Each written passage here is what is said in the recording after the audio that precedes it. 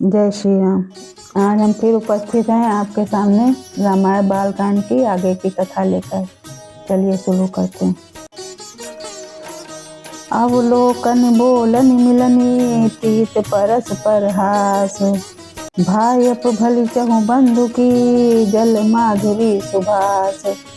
चारों भाइयों का परस्पर देखना, बोलना, मिलना, एक दूसरे से प्रेम करना, हंसना और सुंदर भाईपन इस जल की मधुरता और सुगंध है।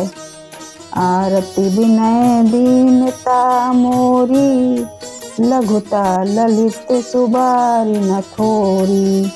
अद्भुत सलिल सुनत गुणकारी, आस पियास मनोमल हारी। मेरा आरत भाव, विनय और दीनता इस सुंदर और निर्मल जल का कम हल्कापन नहीं है। यह जल बड़ा ही अनोखा है, जो सुनने से ही गुण करता है और आशा रूपी प्यास को और मन के मैल को दूर करता है। राम सुप्रेम ही पोसत पानी, हरत सकल कलि कलुष गलानी। भव श्रम शोषक तोषक तोषा, समन दुरित दुख दारिद्र दोषा। यह जल श्री रामचंद्र जी के सुंदर प्रेम को पुष्ट करता है, कलयुग के समस्त पापों और उनसे होने वाली ग्लानि को हर लेता है, संसार के जन्म मृत्यु रूप श्रम को सोख लेता है, संतोष को भी संतुष्ट करता है और पाप ताप दरिद्रता और दोषों को नष्ट करता है। काम कोह मद मोह नसावन, विमल विवेक विराग बढ़ावन। सादर मज्जन पान किए ते, मिठई पाप परिताप हिए ते। यह जल काम क्रोध मद और मोह का नाश करने वाला और निर्मल ज्ञान और वैराग्य का बढ़ाने वाला है। इसमें आदर पूर्वक स्नान करने से और इसे पीने से हृदय में रहने वाले सब पाप ताप मिट जाते हैं। जिन यही बारी न मानस धोए, ते कायर कलिकाल भिगोए। तरसनी रखी रवि कर भव बारी, फिरहि मृग जिम जीव दुखारी। जिन्होंने इस राम सुयस रूपी जल से अपने हृदय को नहीं धोया, वे कायर कलिकाल के द्वारा ठगे गए। जैसे प्यासा हिरण सूर्य की किरणों के रेत पर पड़ने से उत्पन्न हुए जल के भ्रम को वास्तविक जल समझकर पीने को दौड़ता है और जल न पाकर दुखी होता है, वैसे ही वे जीव भी दुखी होंगे। मति अनुहारी सुबारी गुण, गन गनि मन अनवाई। सुमरि भवानी शंकर ही, कह कवि कथा सुहाई। अपनी बुद्धि के अनुसार इस सुंदर जल के गुणों को विचार कर उसमें अपने मन को स्नान कराकर और श्री भवानी शंकर को स्मरण करके कवि तुलसीदास सुंदर कथा कहता है। अब रघुपति पद पंकरु ही धरि पाई प्रसाद, कहूँ जुगल बुनि मर्य कर मिलन सुभग संवाद। मैं अब श्री रघुनाथ जी के चरण कमलों को हृदय में धारण कर और उनका प्रसाद पाकर दोनों श्रेष्ठ मुनियों के मिलन का सुंदर संवाद वर्णन करता हूँ। भरद्वाज मुनि बसहि प्रयागा, तिन्हि राम पद अति अनुरागा। तापस सम दम दया निधाना, परमारथ पथ परम सुजाना। भरद्वाज मुनि प्रयाग में बसते हैं, उनका श्री राम जी के चरणों में अत्यंत प्रेम है। वे तपस्वी, निगृह चित्त, जितेंद्रिय, दया के निधान और परमार्थ के मार्ग में बड़े ही चतुर हैं। माघ मकर गत रब जब होई, तीरथ पतहि आव सब कोई। देव दनुज किन्नर नर सेनी, सादर मज्जहि सकल त्रिवेणी। माघ में जब सूर्य मकर राशि पे जाते हैं, तब सब लोग तीर्थराज प्रयाग को आते हैं। देवता, दैत्य, किन्नर और मनुष्यों के समूह सब आदर पूर्वक त्रिवेणी में स्नान करते हैं। पूजहि माधव पद जलदाता, परस यखय बटुहर सही गाता।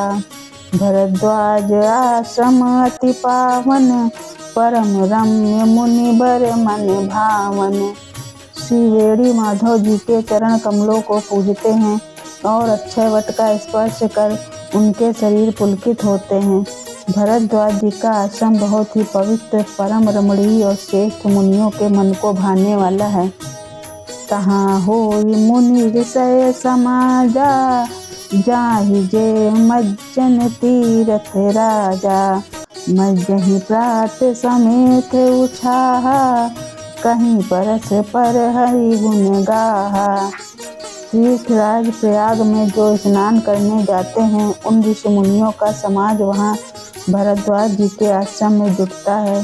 प्रातःकाल सब उत्साह पूर्वक स्नान करते हैं और फिर परस्पर भगवान के गुणों की कथाएं कहते हैं। ब्रह्म निरूपण धर्म विधि, बर नहीं तत्व विभाग।